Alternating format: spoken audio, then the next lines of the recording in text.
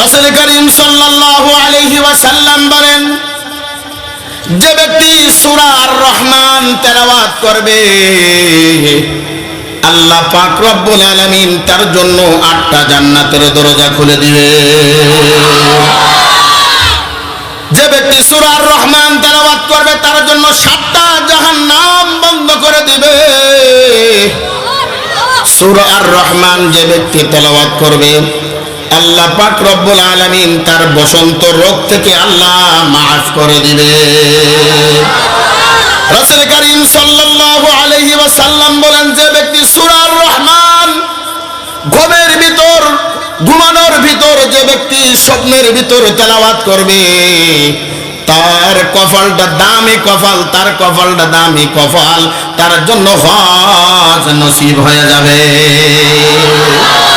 যে ব্যক্তি সূরা আর রহমান তেলাওয়াত করবে, যে ব্যক্তি সূরা আর রহমান তেলাওয়াত করে মাথা এবং চোখে ফুৎকার দিবে, ফুঁক দিবে, আল্লাহ পাক রব্বুল আলামিন তার রোগগুলি, চোখের রোগগুলি মাফ করে দিবে। যে ব্যক্তি সূরা আর রহমান তেলাওয়াত করবে, কিয়ামতের ময়দানে তার চেহারা পূর্ণিমার চাঁদের মতন করে উঠানো হবে। যেরকম সুবহানাল্লাহ। সূরা আর রহমানের ফজিলত এত দামি, এত দামি। প্রত্যেকটা জিনিসের একটা নববধূ থাকে, একটা সুন্দর বলা লোক থাকে। আল্লাহ পাক রব্বুল আলামিন বলেন, কোরআনের ভিতর একটা সুন্দর সুন্দর সূরা, একটা দামি সূরা, একটা হলো সুন্দর করণ সূরা, সূরা আর রহমান। যেমন আমাদের মুখমণ্ডল যার নাই, সুন্দর দেখতে ভালো লাগে না, যার দুইটা চক্ষু নাই, তার চেহারা ভালো লাগে না। আল্লাহ পাক রব্বুল আলামিন বলেন, কোরআনের ভিতর সুন্দর বানানোর জন্য সূরা আর রহমান আমি নাজিল করে দিয়েছি। আর রহমানু আল্লামাল কুরআন।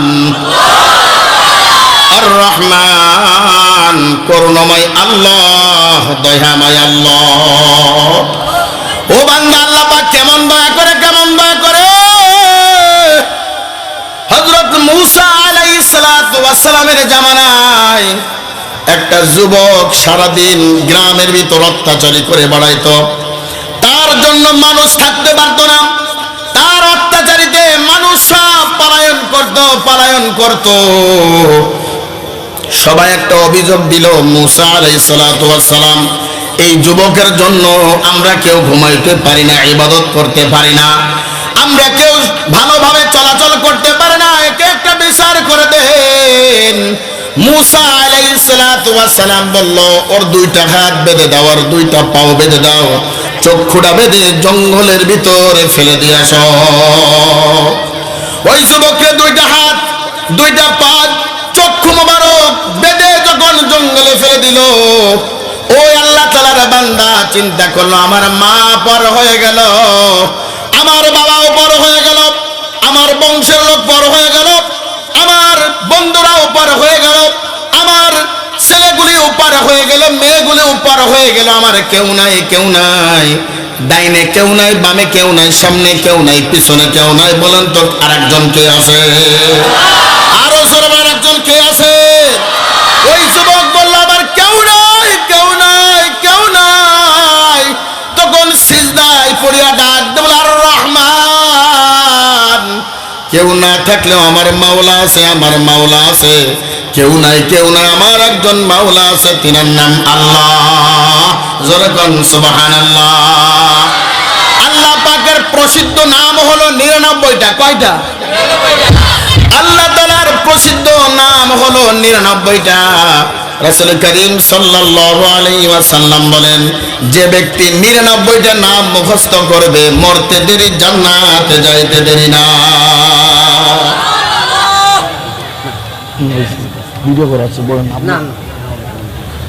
রাসূল করিম সাল্লাল্লাহু আলাইহি ওয়াসাল্লাম বলেন, প্রসিদ্ধ নাম আছে 99টা, আর অপ্রসিদ্ধ নাম আছে 10,000-এরও বেশি।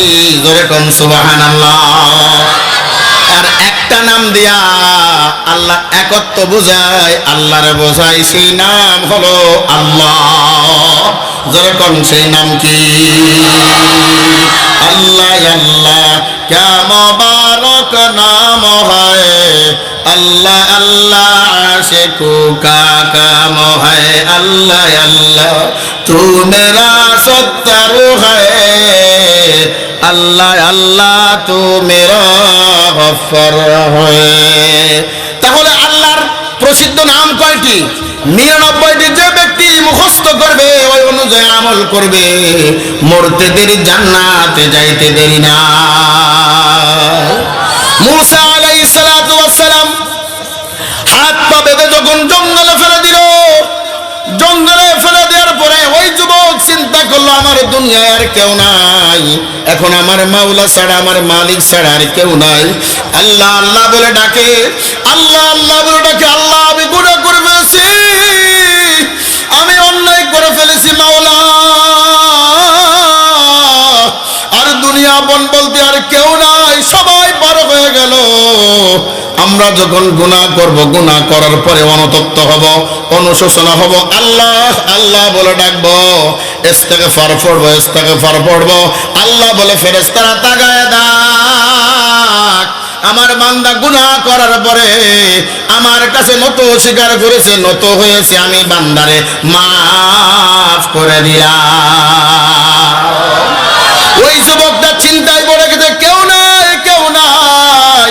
কয়েকদিন যাওয়ার পরে আল্লাহ পাক রব্বুল আলামিন মুসা আলাইহিস সালাতু ওয়াস সালামকে বলে, আমার একটা বান্দা আছে, আমার একটা বান্দা আছে, জঙ্গলে মৃত্যুবরণ করেছে, ওই বান্দার তুমি নিজে জানাজা পড়াইবা, ওই বান্দার নিজে কাফন পরাইবা, ওই বান্দাকে নিজের কুদরতি হাত দিয়া তুমি তাকে দাফনের ব্যবস্থা করবা।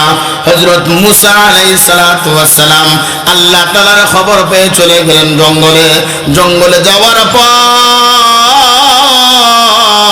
হযরত মুসা আলাইহিস সালাতু ওয়াস সালাম যুবকরে মাথা ঘুরাছিল, মাথা ঘুরে দেখে যে যুবকরে আমরা হাত পা বেঁধে, যে যুবকরে আমরা পাও বেঁধে জঙ্গলে ফেলে দিছি, এই যুবক ইন্তেকাল করেছে, দুনিয়ার থেকে চলে গেছে। আউলিয়ারা কারে উকবা ইখতিয়ার, জাহিলারা কারে দুনিয়া ইখতিয়ার, নাইলে মুমিন সোয়ে মুমিন মিশাওয়াদ, নাইলে কাফির সোয়ে কাফির মিশাওয়াদ। হযরত মুসা আলাইহিস সালাতু ওয়াস সালাম চিন্তা করলো, কারণ কি? যে ছেলের কারণে সমাজে মানুষ বসবাস করতে পারতো না, যে লোকের কারণে মানুষ সুন্দরভাবে সংসার করতে পারতো না, আবার আল্লাহ পাক রব্বুল আলামিন ওই বান্দার জন্য আমাকে কেন খবর দিল? হযরত মুসা চিন্তা করলো, আগে নামাজটা পড়াই, আগে আমি জানাজার নামাজটা পড়ে, আগে দাফন করানোর পরে আল্লাহর কাছে প্রশ্ন করব। সব শেষ করার পরে আল্লাহ পাক রব্বুল আলামিনকে ডাকতে বলে, মালিক, ও আমার রব, ও আমার মালিক আর রহমান, ও দয়াময় দয়াময়, যে বান্দার জন্য মানুষ থাকতে পারতো না, আবার আপনার কেমন বান্দা হলো, কেমন বন্ধু হলো। আল্লাহ ডাক দেন, মুসা রে, তুই যখন এই জমিনে ফেলে দিয়ে চলে গেছো, ও আমার এমন ডাকা ডাকছে, এমন ডাকা ডাকছে, এমন ডাকা ডাকছে, আমরা যারা এখানে বসে আছি, আমরা টাকার জন্য আসি নাই, আমরা পয়সার জন্য আসি নাই, আমরা চেয়ারের জন্য আসি নাই, আমরা ক্ষমতার জন্য আসি নাই, আমরা আইছি আল্লাহকে খুশি করার জন্য।